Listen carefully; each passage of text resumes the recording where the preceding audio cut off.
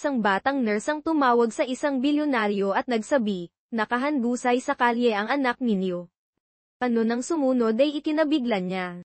Ang bangketa sa Manhattan ay puno ng mga mabilisang hakbang, bisinarang taksi, at isang langit na unting naglalao papalubog na ang aaw. Kahihar na ng gusto. Mga apurahang yapak at tahapyaw na usapan ang umiiral sa pagitan ng mga gusali. Natalie Reid, 26 anyos, na suot ng navy blue na scrubs at puting sapatos, ay sumisingit sa mga tao. May pagod ngunit natatag na indayog ang kanyang hakbang. Ang kanyang mahaba at blonding buhok ay nakatali sa maluwag na ponytail sa ilalim ng kanyang jacket hood, at ang kanyang aid badge ay dahan na ang tumatalbog sa kanyang dibdib sa bawat hakbang. Tatatapos lang ng kanyang 12 oras na turno sa pediatric ward ng St. Vincent's, kasama ang 2 emergency at isang natapong apple juice sa kanyang scrubs. Gusto na lang niyang umuwi, maligo, at maliga sa kanyang kama. Hanggang sa may nakita siya. Malapit sa kanto ng 64 at Latinton, sa tabi ng tawiran, isang maliit na katawan ang nakabulagtas sa semento.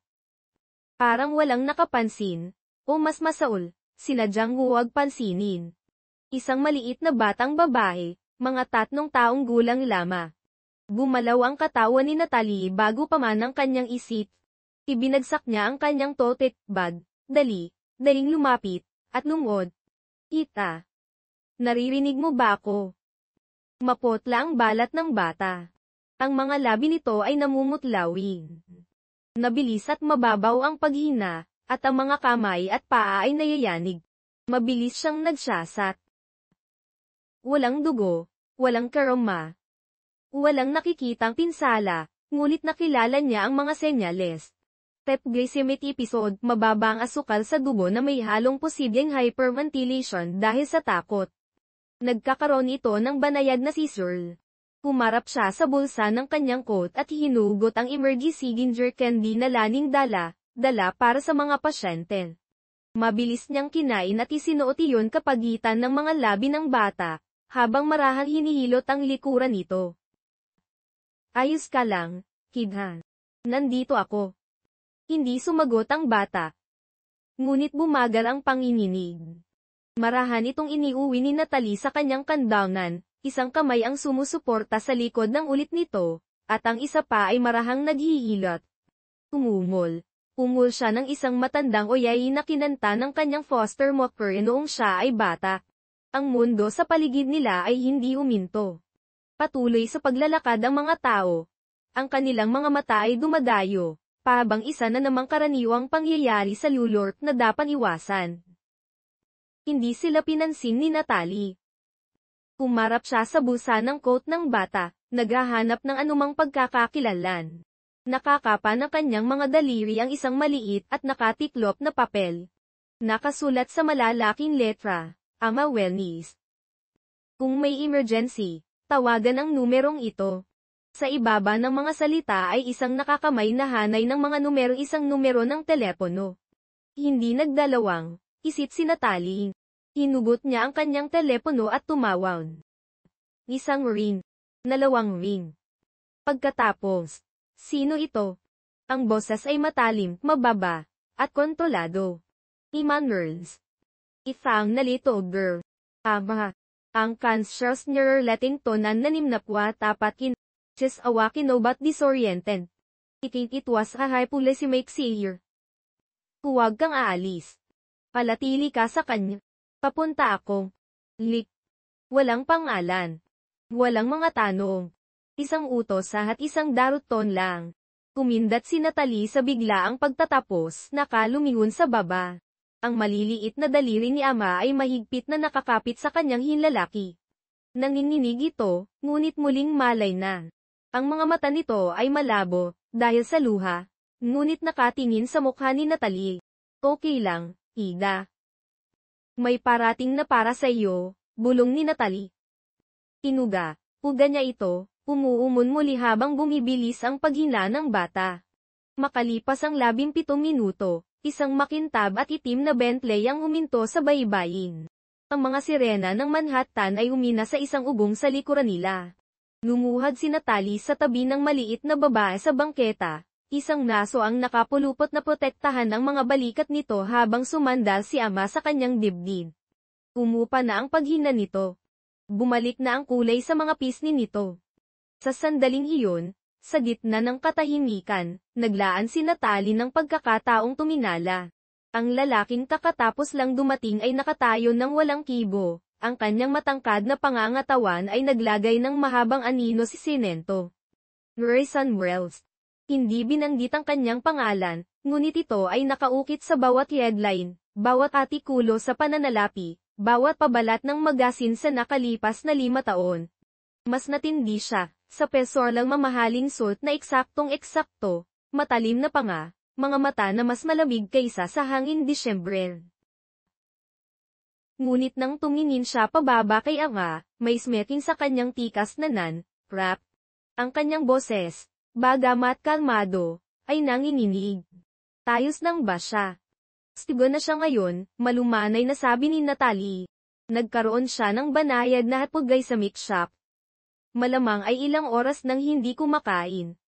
Dahil din sa emotional distress at pagod, palit at kolaksi siya.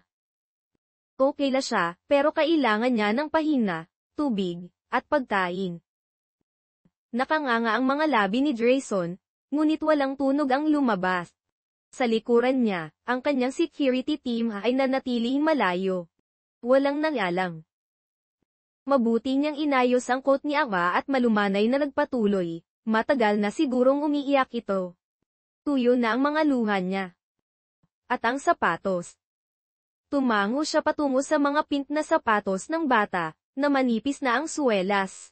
Siguro ay ilang blocks na ang nilakad niya. Hindi dapat siya mag-isa, kanya.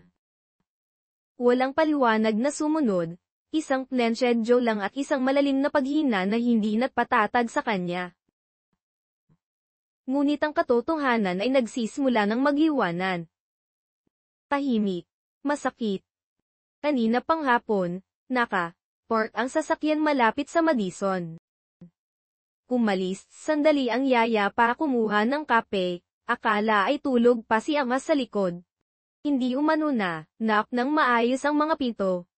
Nagising ang bata na mag-isa, natakot, at nalakad papunta sa mga tao. Hindi nagtagal bago sumakit ang tiyan nito, o ang takot, o ang katahimikan. Tumungo si Grayson, umaabot pa kay ama. Ngunit ang bata, nakakapit pa rin sa jacket ni Natalie, ay humon. Nadi, bulong nito, halos hindi marinig. Ngunit hindi nito binitawan si Natalie. Ngumiti ng bahagya si Natalie, okay lang. Nandito na siya.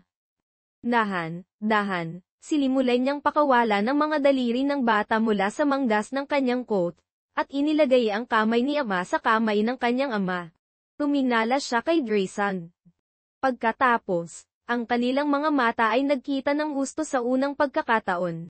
May sumeking sa mga mata niya na nagpatigil sa kanya. Walang takot, walang pagranga, malinaw at matatag na habag lang. Umap siya sa kanyang coat, humugot ng manipis na manitlirt, at inalok siya ng isang nakatiklop na pera. Iginalaw niya ang kanyang ulo halos agad. Hindi ako huminto para bayaran. Kunin mo ito bilang pasasalamat, anya. Ang kanyang boses ay malamig, kontrolado, para bang isang lalaking hindi pa nakakarinig ng hindi. Hindi kumibit ang mga mata ni Natalie. Hindi ko kailangan ang pera mo. Siguraduhin mo lang na kumain siya at huwag mo siyang pababayan. Tumayo siya ng dahan, pinagpag ang kanyang mga tuhod. Nailangan ko nang umalis. Umabot muli ang kamay ni ama, inaantok. Huwag kang umalik. Nunuhad si Natalie, sa huling pagkakataon. Nigtas ka na ngayon, Kina. Nandito na ang daddy mo. Ipininid ng bata ang kanyang mga mata. Tumayo si Natalie at gumatas ng isang habang. Sa isang sandali, walang imiti si Grayson. Tinagmasdan niya itong tumalikod, ang blonding buhok na sumasalo sa gintong liwanag ng paglubog na araw habang sumasabay muli sa agos ng lungsod, matatag ang mga hakbang sa bangketa. Hindi siya lumingon, at hindi siya mapigilan sa pagmamasid sa pag-alis nito. Nakalakad siya ng 6 na bloke bago siya humingla ng malali. Nanginginig pa rin ang kanyang mga kamay, hindi dahil sa takot, kundi sa pamilyang na mabigat na pakiramdam na laging sumusunod sa mga sandaling tulad nito. Mga sandali kung kailan ang mundo ay nagbigay sa iyo ng pagpipilian, dumaan o lumuhod. Pumili sila taliwid na lumuhod, tulad ng ginawa niya noong siya ay 10 taong gulang at ang kanyang foster sister ay collapse sa isang public bench at walang huminto upang tumulong. Kahit noong siya ay sumigaw. Hindi kailanman nawala ang alaala na iyon. Sinundan niya ito sa bawat photo, bawat trabaho, bawat pagsusulit sa nursing school. Iyon ang dahilan kung bakit hindi siya nagdalawang isip niyon, dahil alam niya kung ano ang pakiramdam ng maging invisible. Sa loob ng Bentley, nakaupo si Grayson, si ama ay tulog sa kanyang dibdib, ang maliit na kamay nito ay nakapulupot sa kanyang lapel. Hindi pa gumagalaw ang sasakyan. Nakatingin siya sa bintana, sa lugar kung saan ito nawala. Ng nurse, ang babaeng may ani, kono-red na buhok at apoy sa kanyang boses. Umalis ito nang hindi tumatanggap ng pera, umalis ito nang hindi siya tinatanggap. Tiningnan niya ito sa mata, hindi bilang isang bilyonaryo, hindi bilang isang yegline, kundi bilang isang ama. At ngayon, sa unang pagkakataon sa kalahating taon, ang kanyang anak na babae ay mahimbing na natutulog, may tiwala. Tumingin siya pababa dito, pagkatapos ay muling tumingin sa kalye. Nara sa isang lalaking naniniwalang lahat ay may gusto. Hindi niya maintindihan kung ano ang ibig sabihin kapag may isang tao na walang hiningi. Ngunit may sumesin sa kanyang dibdib na nagbago, at sa unang pagkakataon sa mahabang panahon, hindi ito gaanong pakiramdam na malamig. Ayaw niyang matulog. Patuloy kanyang hinahanap. Namilog ang mga mata ni Natalie. Siya pa. Nguli, may aatwili. Hindi ako tumatawag para alukin kang magtrabaho. Dagdag niya agad. Alam kong hindi ka interesado sa pera. Ano ang hinihingi mo? Pagkatapos, tatanungin kita kung iisipin mong pumunta, kahit ilang araw lang. Nagtitiwala siya sa iyo, at sa totoo lang, wala na akong maisip na iba. Ipinikit ni Natalie ang kanyang mga mata sandali. Naalala niya ang maliliit na daliri ni Aban na kumakapit sa kanyang kamay. Nang pahaan ng paghupa ng kabog ng puso nito nung umuumol siya. Sige, malumanay niyang sabi. Pupunta ako. Pero para nang kay ama. Ang estado ay mas malamig kaysa inaasahan ni Natalie. Hindi sa temperatura, kundi sa kaluluwa. Makikinis na sahig na marmol, mga kroming dekorasyon, mga binta ng abot, sisan na tila nilululo ng buong lungsod. Lahat ay kumikinang. Lahat ay tahimik. Walang tawanan, walang init. Hanggang sa makita siya ni Apa. Ang maliit na batang babae ay tumakbo sa hall, nakapaa, muntik ng matisod. Miss Natalie, sigaw nito, at yumakap sa mga binti ni Natalie. Nungguhag si Natalie at ibinaon ni Ama ang mukha sa kanyang leg. Ito ang unang beses na ito ay ngumiti sa loob ng ilang araw. Sa likuran nila, tahimik na nakatayo si Grayson, pinagmamasdan ng panghiyahi. Ang kanyang mga mata, na karaniwang hindi mabasa, ay kumutitap ng parang paggana. Salamat, niya, mas tahimik ang boses kaysa dati. Tumango si Natalie, tumayo habang kumakapit pa rin si Ama sa kanya. Narito lang ako sa loob ng ilang araw, hanggang sa siya ay muling maging ayos. Uuunawaan ko. Habang lumilipas ang mga angaw, tagsimulang magbago ang bahay. Mas lumapit si Ava, mas nagsalita. Iginigiit niyang si Natalie ang magbasa ng kwento bago matulog, at si Natalie lang. Hiniling niyang magsama. Sama silang kumain sa kusina sa halip na ang karaniwang pagkain sa kanyang tray sa kwarto. Hiniling niya kay Natalie na umupo sa tabi niya habang nanonood ng cartoons. Si Grayson ay nanonood mula sa malayo, hindi pamilyar sa bersyon na ito ng kanyang tahanan. Isang umaga, Natagpuan ni Natalie, si Ama na nakaupon sa sahig ng marmot, gumuguhit damit ang mga Crayola, isang bagay na hindi nasaksihan ni Jason sa loob ng 6 na buwan. Nagaling ka sa kanya, anya mula sa pintuan. Madali siyang mahalin, tugon ni Natalie nang hindi lumingon. Sandali siyang tumahimik, pagkatapos ay nagdagdag, iba ka. Tumingin si Natalie. Para sa ano? Kalahat ng pumapasok sa bahay na ito, anya. Lahat sila ay may gusto. Ngumiti siya ng bahaya. Hindi ako pumasok sa bahay na ito. Inimbitahan mo ako. At wala pa rin akong gustong anuman. Ipinatigil nito siya. Tumayo siya at pinagpag ang kanyang maong. Kung papayagan mo ako, gusto ni Ama ng pancakes. At tila sa paladin niya ako ay isang word, plus siya. Habang lumalakad siya, nagdikit ang kanilang mga balikat. Walang nagsalita, ngunit may nagbago. Hindi maingay, hindi dramatiko, isang tahimik na pagkaunawa lang. Siya ang unang init na pumasok sa bahay na ito sa mahabang panahon, at hindi siya sigurado kung nais niyang umalis ito. Ang gabi sa este ang unang gabi na nanatili si Natalie sa este ng Wells, hindi niya binuksan ang kanyang mga bag. Sinabi niya sa sarili na ito ay pansamantala, ilang araw lang, hanggang sa tumino si Ama. Ngunit bago ang oras ng pagtulog, ang maliit na babae ay curl na sa tabi niya sa malambot na kama ng bisita. Ang maliliit na daliri ay kumakapit sa manggas ni Natalie na parang ito ay lubid ng kaligtasan. Sa dulo ng hall, nakatayo si Jason sa labas, pinto. Ang malumanay na indayog ng boses ni Natalie ay naririnig mula sa suwa. Nagkukuwento ito kay Ama. Isang bagay tungkol sa isang matapang na kuneho at isang nawalang kumas, at ang paraan ng kanyang pagsasalita, banayad at parang musika, ay nagparamdam na kahit ang mga pader ay tila mas mainit.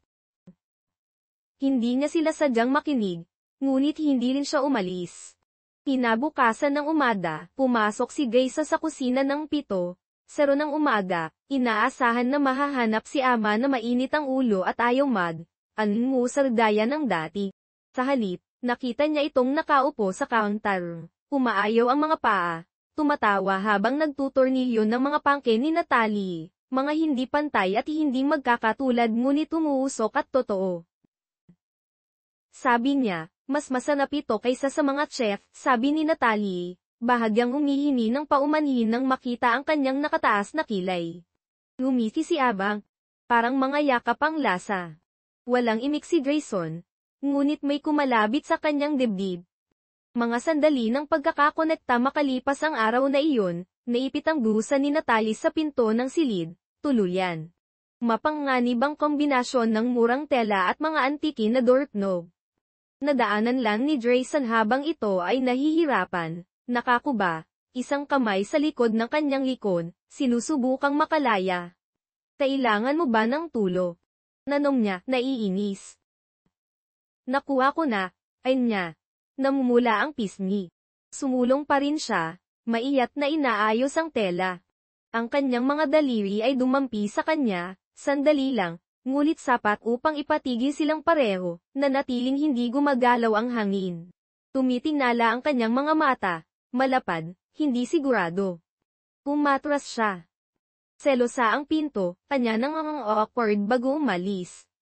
Nang gabing iyon, ayaw kumain ni Ama ng hapunan maliban kung sasama si Miss Natalie. Nang subukan ng kasambahay na paglingkuran si Ama ng hiwalay, itinulak ng batang babae ang kanyang plato nang nakatawid ang mga bisig. Magkasama kumain ang pamilya, anunsyol niya. Rumingin si Jason kay Natalie. Ipinapalagay ko na hindi ito uusapan. Kaya umupo sila. 3 lato, isang mesa, walang mga suit, walang katahimikan. Tinubukan ni Natalie na panatilihing magaan, nagkokomento sa mga ikhang sinin. Si Jason, nagulat sa sarili, inamin na ang isang piraso ay baligtad sa loob ng 6 na buwan bago niya napansin. Tumawa si Aba. Gumawa si Natalie. At pagkatapos ay nangyari ito. Sa gitna ng pag-nguya ng isang kagat ng niligis na patatas, tumingala si Ama at nagsabi ng simple at diretso, gusto kong manirahan dito magpakailanman. Kung mananatili si Nathaniel. Freeze ang tinidor sa kamay ni Jason. Namilog ang mga mata ni Natalie. Ibig kong sabihin, idinagdag ni Ama, maliwanag ang mga mata. Mukhang masaya na ang bahay na ito ngayon. Tumingin si Jason, sa kabilang mesa. Hindi ngumiti si Natalie nang may tagumpay o sorpresa, isang bagay lamang na mas malambot. Pag-unawan. Inabot niya ang kamay ni Ama at mahigpit na pinisil ito. Pinaparamdam niya sa akin ang pakiramdam tulad ng dati ni Inay. Bulong ni Ama. Ang pagnanasa at ang bagyo ng gabing iyon, nang matulog si Ama at nakatayo si Natalie, sahon, na pinupunasan ng mga lint mula sa kanyang brusa, sa wakas ay nagsalita si Jason. Hindi ko alam kung ano ang ginagawa mo. Tahimik niyang sabi. Lumingon, si Natalie. Gusto mo bang tumigil ako? Humili siya. Hindi. Sa palagay ko, hindi lang ako saray. Sa hanong. Sa katahimikan na napupuno ng isang bagay na iba sa kalungkutan. Lumambot ang mga mata ni Natalie. Wala ako dito para palitan ang sinuman, anya. Alam ko, aatubili niya. Ngunit kung minsan ang mga tao ay pumapasok sa ating buhay at ipinaaalala sa atin kung ano ang hitsura ng pakiramdam na buhay. Hindi siya sumagot, tumango lang. Sa likuran nila, gumalaw si Aba sa kanyang pagtulog. At sa unang pagkakataon sa loob ng maraming buwan, ang work stay ay hindi parang isang mulso ng kalungkutan. Ito ay parang isang tahanan. Ang sakit at ang pagsibol nagsimula ito sa isang tawa. Lumabas si Ama sa balkonahe pagkatapos ng tanghalian. Biglang nagbago ang kalangitan. Pangamadilim na ulap na gumulong na parang kortina. Isang pagsabog ng ulan ng tagsibol ang bumuo sa Manhattan, malamig at magulo. Si Ama, nakapaa at umiikot sa kanyang pik na damitik, humiyaw ng katuwaan. Nang matagpuan siya ni Natalie, basa na siya, namumula ang pisngi, dumidikit ang buhok sa mukha. Tama. Sigaw ni Natalie, daling lumapit na may tuwalya. Ina, magnakasakit ka. Tawa lang ng tawa ang bata, ngunit pagdating ng gabi, lumitaw ang lagnat.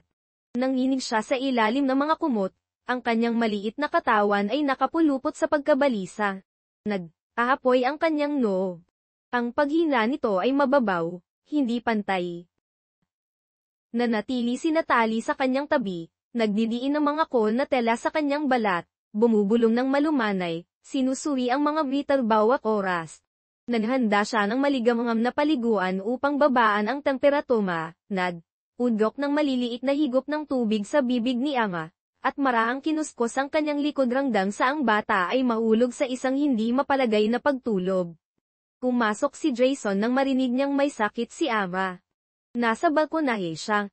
Natalas ang kanyang boses, masyadong malakas. Gumaling siya sa batang yaya na may malamig na galit. Inayagan mo siyang lumabas mag-isa. Nanap ka bang walang kakayahan, Grayson? Ang tono ni Natalie ay naputol ng malinis ang pag-igting. Tumingon siya, nagulat. Hindi makakatulong ang pagsigaw na babaan ang kanyang lagnat, mahinahon ngunit matatag niyang sabi. Kung gusto mo siyang tulungan, babaan mo ang iyong boses. Kailangan niyang makaramdam ng ligtas na iyon. Sa isang saglit, mukhang makikipagtalo siya, ang kanyang panga ay nakasanga.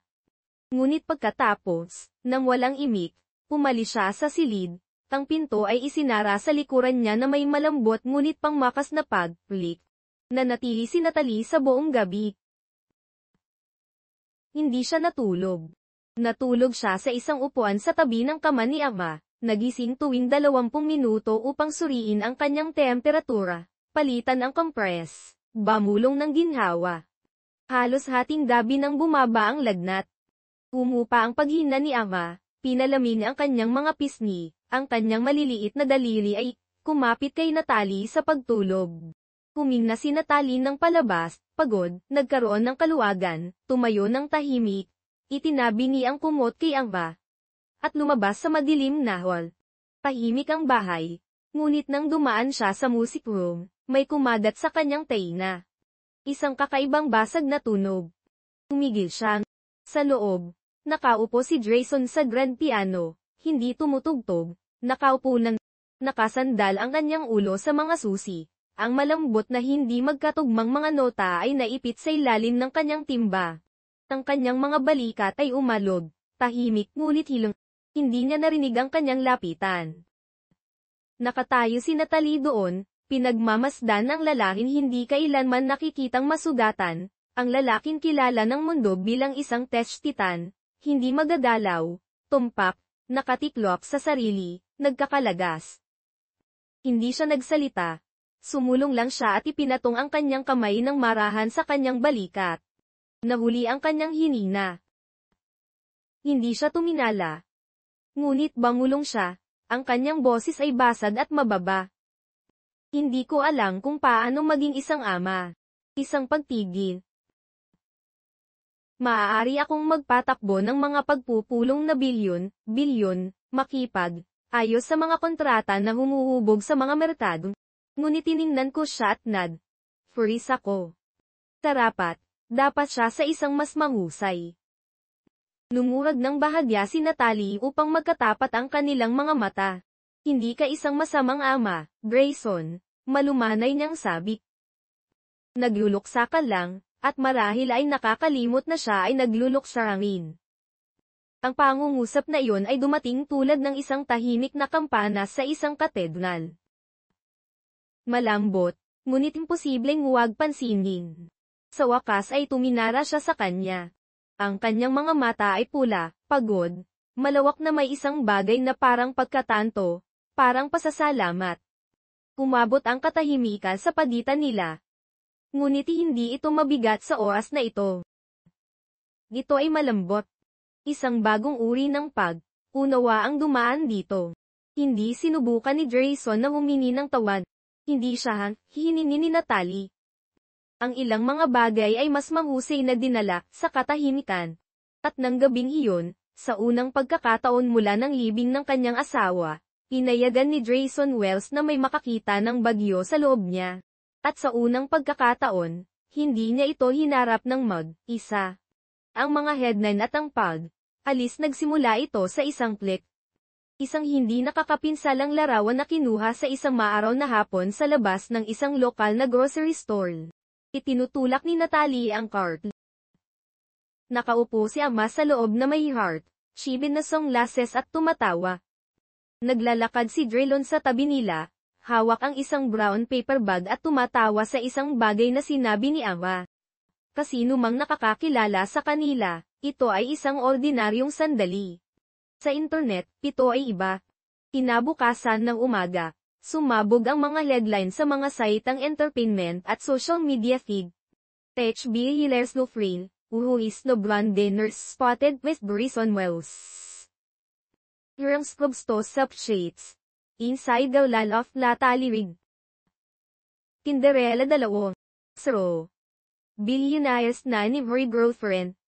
Una itong nakita ni Natalie habang scroll sa kanyang telepono sa kanyang break sa clinic. Tumingin siya nang hindi makapaniwala. Ang kanyang inbox ay binaha. Ang kanyang telepono ay tumunog mula sa mga numero na hindi niya kilala. Pagdating ng tanghali, ang mga katrabaho ay bumubulong sa kanyang likuran. Nahuli niya ang mga predmendo sawang. Totoo ba na nakikipag, day siya sa kanya para sa totoo? Natalinong babae, nakakuha ng isang lalaking tulad niyan. Sa preschool, hindi naiwasan si Apa. Nang isa pang bata ay umulit ng isang bagay na sinabi ng kanilang mga magulang sa bahay. Isang manupit, isang bagay na hindi kailanman nakuha ni Natalie ang buong bersyon, ngunit sapat para kay ama na umuwi ng tahimik, nakapikit ang mga mata, na nagtatanong, masama bang mahalin ko si Natalie? Nalit na galit si Grayson. Isasakdal ko ang bawan isa sa kanila, anya matapos basahin ang mga tabloid. Sisiguraduhin nung masusunog ang kanilang mga termer. Ngunit umiling lang si Natalie. Hindi mo maaaring idemanda ang mga tao para sa chismis, Grayson. Lalo na hindi kapag ito ay bihis ng pag-uisa. Ng kanyang mga akamao ay nakasara. Hindi mo karapat, dapat ito. Ngumiti siya ng bahagya, malungkot. Hindi ito tungkol sa nararapat sa akin. Ito ay tungkol sa kailangan ni Apa. At sa ngayon, kailangan niya ng katahimikan. Nang gabing iyon, matagal nang matulog si Ama, nakatayo si Natalie sa bintana sa silid, tuluyan. Ang mga ilaw ng lungsod ay kumikindat sa malayo, walang malasakit at malamig. May hawak siyang maliit na sobre. Nagpasya na siya. Kinabukasan ng umaga, nang pumasok si Grayson kasilid ni Ama para gisingin siya, natagpuan niya ang sobre sa unan sa tabi ng kanyang natutulog na anak. Sa loob ay isang maikling liham, nakasulat sa malinis na sulat, kamay ni Natalie, mahal kong Ama, kung maaari akong manatili magpakailanman, gagawin ko. Ngunit kung minsan ang mga matatanda ay kailangang umalis, hindi dahil huminto sila sa pagmamahal sa isang tao, kundi dahil mahal na mahal nila ito upang hindi saktan ng mundo. Ikaw ang pinakamaliwanag na bituin sa langit at huwag hayaan ang sinuman na sabihin sa iyo ang naiiba. Hindi ako nanatili para sa pera ng iyong ama. Nanatili ako para sa iyong ngiti, at marahil ay kaunti para sa kanya. Tag. Ibig palagi, Natalie. Tumingin si Grayson sa liham ng mahabang panahon. Binasa niya ito ng isang beses. Pagkatapos ay muli. Pagkatapos ay isang pangatlo, mas mabagal. Ang silin ay nakaramdam ng mas maliit, ang katahimikan ay mas malakas.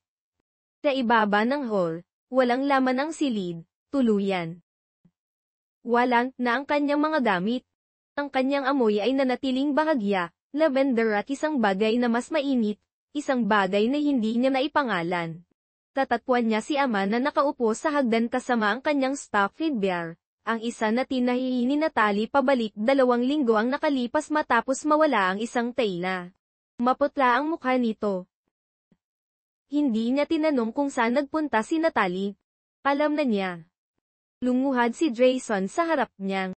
Gusto mo bang mag-usap? Umiin si Ama. Pagkatapos ay buwanglo, kasalanan ko ba? Humigbit ang kanyang lalamunan. Hindi, niya, mababa ang boses. Hindi, baby. Wala nito ang iyong kasalanan.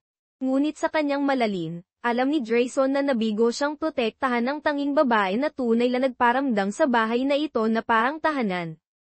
At sa unang pagkakataon, napagtanto niya na hindi lang niya siya nawala para kay Apa.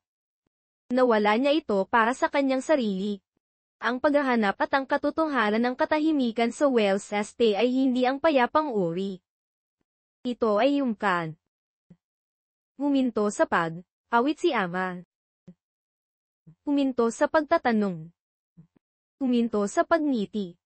Ninadala niya ang kanyang oso, ang tahi ni Natalie ay hawak pa rin ang kaliwang braso, sa lahat ng dako niya. Sa panahon ng almusal, sa kanyang mga idlip, kahit na sinubukan ni Grayson na gambalain siya ng mga laruan o dalhin siya sa partel, ang oso ay nanatiling nakakandong sa kanyang mga bisig na pahanglubid ng kaligtasan. Kinubukan ni Grayson na punan ang kawalan. Inayos niya ang kanyang schedule. Itansala niya ang mga pulong. Umupo siya sa tabi ni Aba sa kanyang mga aralin sa piano. Kinubukang basahan siya bago matulog. Ngunit ang kislap na naisalin ni Natalie ay nawala, at hindi niya ito maibalik.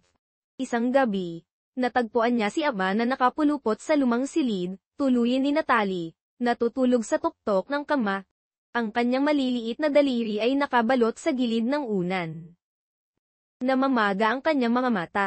Nakatayo si Grayson sa pintuan, may isang bagay sa kanyang dibdib na daang pumutok. Kaibaba. Nagbuhos siya ng inumin para sa kanyang sarili, ngunit sa halip na inumin ito, humarap siya sa drawer kung saan niya itinago ang kanyang liham, ang iniwan niya sa unan ni Ama, at binuksan itong muli. Nanatili ako para sa iyong ngiti, at marahil ay kaunti para sa kanya. Binasa niya muli ang mga salita. Sinubaybayan ng kanyang mga mata ang bawat loob ng kanyang sulat. Kamay. Narito siya para sa kanila, para sa totoo, at hinayaan niyang lumakad siya palayo na iniisip na hindi siya kabilang. Nang may malalim na paghina, hinugot ni Grayson ang kanyang laptop. Hinanap niya ang bawat ospital, bawat klinika sa lungsod, sinusubukang bakasin siya. Balang mga resulta hanggang sa ang isang memorya ay lumitaw, isang bagay na sinabi niya nang walang malay kaisang umaga sa almusal. Noong bata pa ako, may maliit na community center sa 112. Pumusit ako para lang panoorin ang Mariners. Itinuring nila ang mga tao na parang mahalaga. Tinawag niya ang kanyang driver. Makalipas ang 30 minuto, nakatayo siya sa labas ng isang gusaling brick na may mga naglalagas na pintura at isang nakasulat, kamay nakatula na nagbabasa ng Midtown Wellness and Disease Center. Sa loob, ang hangin ay amoy hand sanitizer at malakas na kape. Ang isang nurse sa asol na scrubs, ang kanyang pilak na buhok ay nakatali sa isang maayos na bon, ay tuminala mula sa reception desk. "Maaari ba kitang tulungan, sir?" Sumulong si Grayson, hindi sigurado kung paano magsimula. "Naghahanap ako ng isang tao. Ang pangalan niya ay Natalie Reid. Narito siya." Marahil ay nagboluntaryo. Lumambot ang mukha ng babae sa pangalan. Si Natalie. Numango siya ng dahan-dahan. Narito siya. Hindi siya nanatili sa isang lugar ng matagan. Tumubog ang puso ni Grayson. "Alam mo ba kung saan siya?" "Nagpunta." "Hindi," malumanay na sabi ng nurse. "Ngunit alam ko kung bakit siya umalis." Tumigil siya, pagkatapos ay idinagdag. "Pumupunta si Natalie sa mga lugar na tulad nito, hindi para sa bayad. Pumupunta siya dahil ang mga tao dito ay nakalimutan, at naaalala niya sila. Lagi niyang ginagawa." Tumingin si Grayson, ang mga daliri ay umigpit sa strap ng kanyang relo. "Kailangan ko siyang hanapin," tahimik niyang sabi. Tinad, aralan siya ng babae. Pagkatapos ng ilang sandali, sinabi niya, "Hindi nagdatago si Natalie mula sa mundo, sir." "Well." Ngunit lumalakad siya palayo sa anumang nagpapagulo ng pag-ibig sa kaginawahan. "Kung gusto mo siyang hanapin, huwag magdala ng pera. Magdala ng katotohanan." Mas matindi kaysa inaasahan ang epekto ng kanyang mga salita. Tumango si Grayson, bangulong ng pasasalamat at umalis. Ang muling pagkikita at ang pagpili ng gabing iyon, bumalik sa estate, natagpuan niya si ama na nakaupo sa alpombra sa kanyang silid. Hawak ang isang larawan na iginuit niya. 3 stick figure sa ilalim ng isang malaking dilaw na araw. Isa ang matangkad, isa ang maliit, isang may kulot na buhok at isang pihit na damit. "Ikaw ba iyan?" Banayad na tanong ni Grayson, itinuturo ang isa na kulay rosas. Numango si ama. "At iyon ako." Isa pang tao. At si Natalie. Sa oras na ito, hindi siya tumango. Bangulong siya, pinaramdam niya sa akin ang ligtas. Tumigpit ang lalamunan ni Grayson. Numuwad siya, hinaya siya sa kanyang mga bisig, at hinalikan ang tuktok ng kanyang ulo. "Hahanapin natin siya," bulong niya. "Gaano man kalayo?" Sumandaw si ama sa kanyang dibdib at kumapit. At sa unang pagkakataon sa mahabang panahon, ginawa niya rin. Ang wiling yugto, ang pag-ibig na pinili ang silid ay hindi magarbong, isang muling ginamit na silid, aralan lang sa likod ng isang community health center. Ngunit ang enerhiya sa loob ay mainit at buhay. Panganatitiklop na upuan na line up sa hindi pantay na mga hilera, mga batang nakatatawa sa likod, at isang grupo ng mga babaeng sinyo na nanonood ng mabuti habang ipilakikita ni Natalie ang mga chest na impression sa isang CT dummy. Nagsalita siya ng may matatag na kumpiyansa, ang kanyang buhok ay nakatali sa isang magulong bon, isang lapik na nakasukbit sa likod ng isang taina. "Kung pagdudahan mo ang iyong sarili sa isang krisis, na niya, pinipindot ng ritmo ang dibdib ng dummy, tandaan ito. Ang pinakamakapangyarihang bagay na maibibigay mo sa isang tao ay ang iyong presensya." Ilan sa mga kababaihan ang pumalakpak. Saang nagpunas ng luha. Tumayo si Natalie, pilagpag ang kanyang mga tungad gamit ang isang tumawa. Iyon ay nang ang pinto ay kumalansin sa likuran ng silid, lumiko ang mga ulo. Numinyala si Natalie at tumigil sa gitna ng paghina. Nakatayo sa pintuan ay si Grayson. Walang suit, walang security detail, walang kubatak, isang plain white baton, down lang, mga mangnas na naka-roll, maong, at si ama na nakasandal sa kanyang balakang, nakasuot ng sunflower dress at kumakapit sa kanyang oso. Sa kanyang kabilang kamay, may hawak siyang maliit, handcrafted na kahoy na kahon. Namilog si Natalie. Nagulat, nahuli ang kanyang boses. Sumulong si Jason, marahan, mainat, na parang takot siyang mawala ulit. Ikinalulungkot kong makagambala, anya, ang kanyang boses ay mas malambot kaysa kanyang narinig. Kumahinik ang silid. Nahagyang bumulong si Natalie. Ano ang ginagawa mo dito? May ibabalik ako, anya. Ang kanyang tingin ay hindi nawawala sa kanya. O marahil ay tatanungin kung, papayagan mo akong itago ito. Kumingin siya sa mga kababaihan sa silid. Pagkatapos ay bumalik sa kanya. Iniligtas mo ang buhay ng aking anak na babae, malinaw niyang sabi. Tatakin. Nagsimula siyang umakbang pasulong. Ngunit hindi ko nais na bayaran ka, Natalie. Nais kong kitain ang ibinigay mo sa amin, bawat solong araw, sa natitira kong buhay. Pangapag-unol ay bumangon ng dahan mula sa karamihan. Ang ilang kababaihan ay pujok sa isa't isa, ngumingiti. Ang mga mata ni Natalie ay napuno ng luha, ngunit hindi siya gumalaw. Hindi makakilos. Pagkatapos ay bumulong si ama, halos nahihiyang sumilong sa dibdib ng kanyang ama. Maaari ba nating itago siya, Daddy? Ang silit ay natunaw. Lumuhad si Grayson, hindi sa isang magarbong kilos, hindi sa isang pulang karpet, ngunit sa sahig na tel ng isang laal sender na puno ng mga plastik na upuan at malalakas na kababaihan. Binuksan niya ang kahon.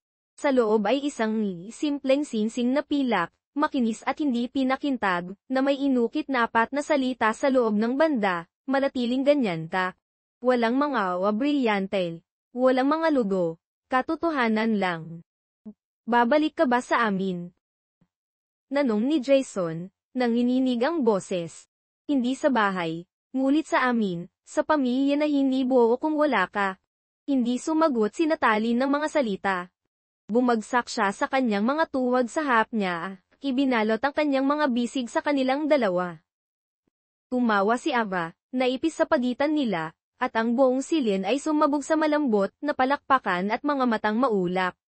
Ang wakas na pinagpasyahan 2 buwan mamaya, ang hardin sa likod ng Hill Center ay nabago. Ang mga wildflower ay sumasayaw sa simoy ng hangin, ang mga string light ay nakabitin sa pagitan ng mga lumang posteng kahoy, at ang amoy ng lutong, bahay na pagkain ay pumuno sa hangin. Walang orkestra, walang belnet na aisil, isang kamay na pilinturahan na karatula lang na nagbabasa ng angpag, ibig ay hindi ang ating binibili, kundi ang ating pinipig. Paulit-ulit. Naglakad si Natalie sa aiso na nakasuot ng isang cream na danit na tinahi ng isa sa mga voluntaryo ng sentrong. Nakatayo si Jason sa ilalim ng isang angpo na gawa sa kahoy na pinalamutian ni ama ng mga petal sunflower. Ang mga panaunin ay mga nas, mga babaeng senior, mga batang naging mentee ni Natalie, mga voluntaryong minsan ay mga pasyente, ang mga nakalimutan, ang matatapang, ang totoo. Langkunin ni Jason ang kanyang kamay, bangulong siya para lang marinig niya, salamat sa hindi pagdasta sa card na iyon sa araw na iyon. Ngumiti siya at bangulong pabalik, ginastos ko ito. Ginamit ko ito para bilhin ang iyong atensyon. Tumawa siya. Ngayon din siya.